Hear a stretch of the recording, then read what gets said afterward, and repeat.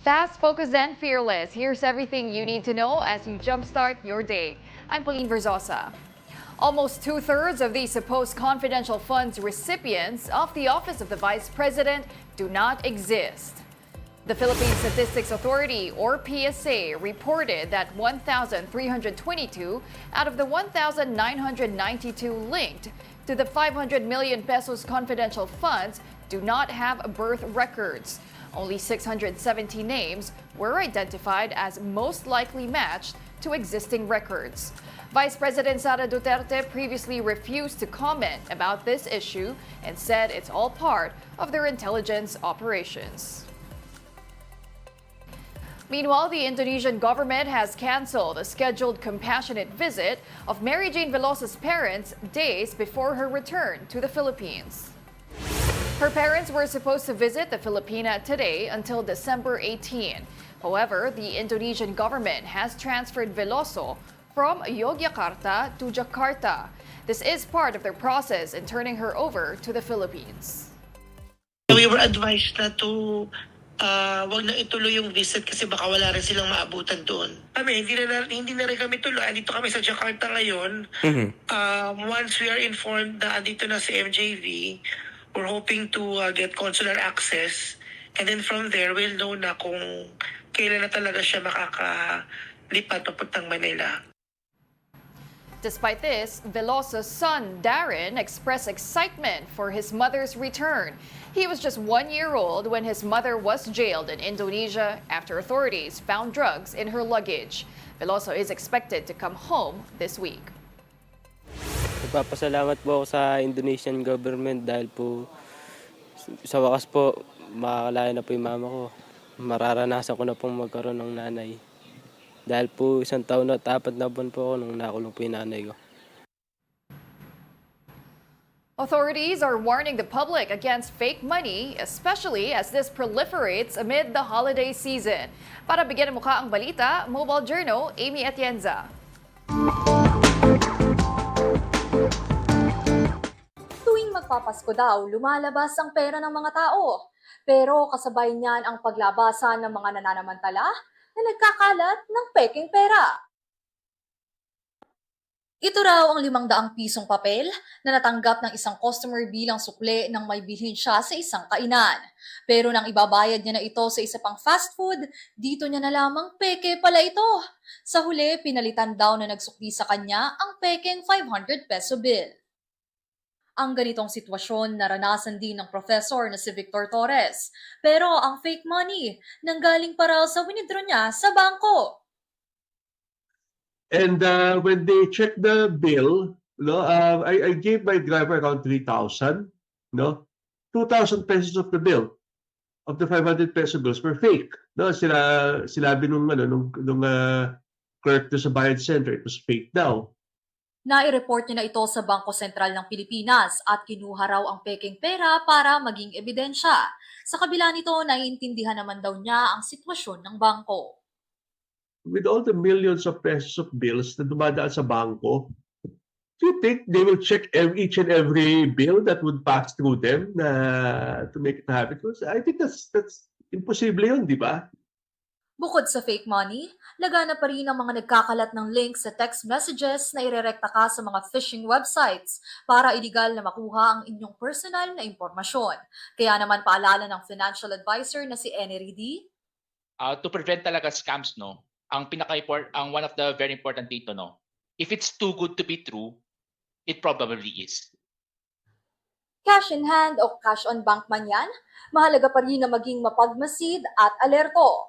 Ugaliing i-double check ang mga pera, link o text message na natatanggap para maiwasan ang mga nambubudol.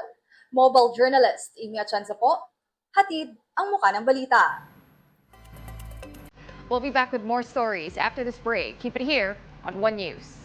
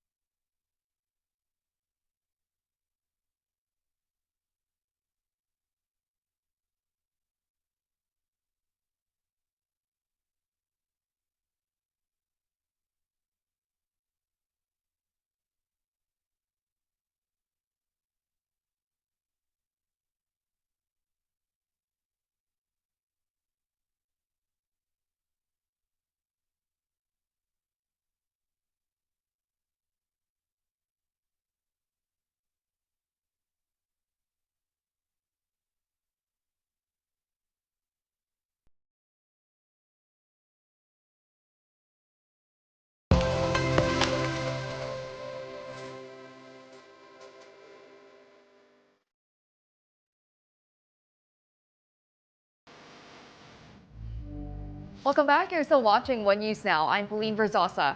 Let's now take a quick look at today's other headlines. In the Philippine Star, at least 6 million bags of National Food Authority rice have been stuck too long and may rot if not disposed soon. With this, Agriculture Secretary Francisco Tiu Laurel urges Congress to pass a law allowing the NFA to sell its stocks in the market. And in business world, the Bangko Sentral ng Pilipinas is expected to continue its rate-cutting cycle at its last policy review for the year. Analysts expect the Monetary Board to reduce the target reverse repurchase rate by 25 basis points at its meeting on Thursday. Maynilad has partnered with the University of the Philippines to improve its research on water safety and quality. The water concessionaire said researchers from UP will conduct comprehensive testing to assess the presence of unregulated pollutants. The collaboration will also support Maynilad's development of advanced treatment methods like UV photolysis and advanced oxidation in addressing potential contaminants. Maynilad insisted it consistently meeting the stringent standards of clean water. Still, it recognizes the need to stay ahead of potential future risks. Maynilad and One News under Signal are part of the MVP group of companies.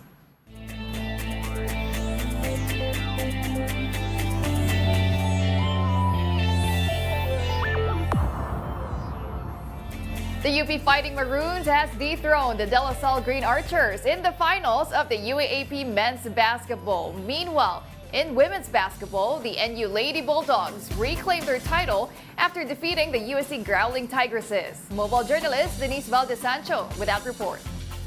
Redemption complete.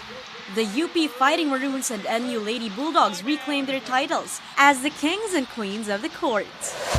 25,248 fans witnessed the Diliman squad electrify the Big Dome after cementing their name as the UAAP Season 87 champions in a thrilling 66-62 win against the De La Salle Green Archers. Coming from a tied first quarter, the Fighting Maroons ultimately found a way to control the ball in the following frames. A minute and 12 seconds in the decider, Francis Lopez hit a tray to extend their single-point lead, 60-64. EJ Galiana went for a layup to minimize the lead by only 2. But Quintin Meliora Brown helped seal his team's fate after 2 successful free throws with 11.3 seconds left on the clock. Kevin Kiambao tried for a triple but was a no-go, while Galiana missed both of his free throws in the final moments. It was in Season 84 when the Fighting Maroons last tasted their sweet victory, when JD Kagulangan hit a cash money. And in his final stint, the graduating player took the honors of being the season's finals MVP. The Maroon added 12 points, 4 assists, and 3 steals to their victory. Sobrang happy ako na napunta ako sa programa ko. Binigyan nila ako maayos. And deserve na yung manalo this season.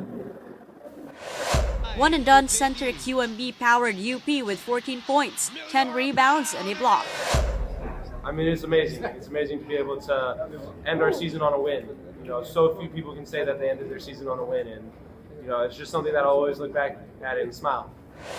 As for back-to-back MVP Kevin Kiambao, Kanya medyo kinapos pero nag-away sila. For me, papahinga muna ako ngayon. Then, I think I have until this December. Pahinga muna ako and then I don't know what's next. Hindi ko pa alam.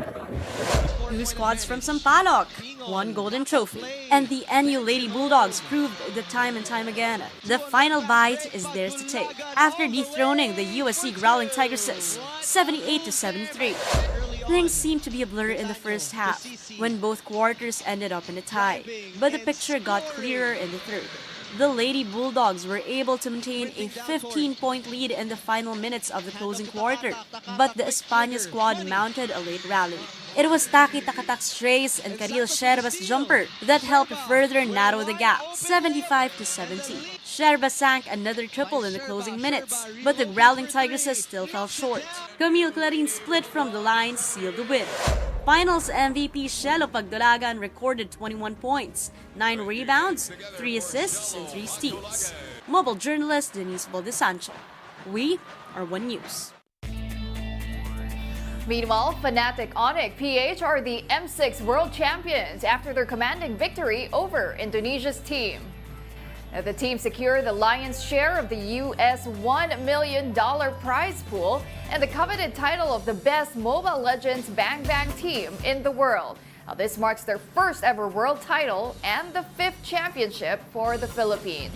16 of the world's top teams battle it out for the M6 World Champions title. And those are the top stories of the hour. Join us later at 9 a.m. as we continue to monitor the day's biggest stories. I'm Pauline Verzosa. We are One News.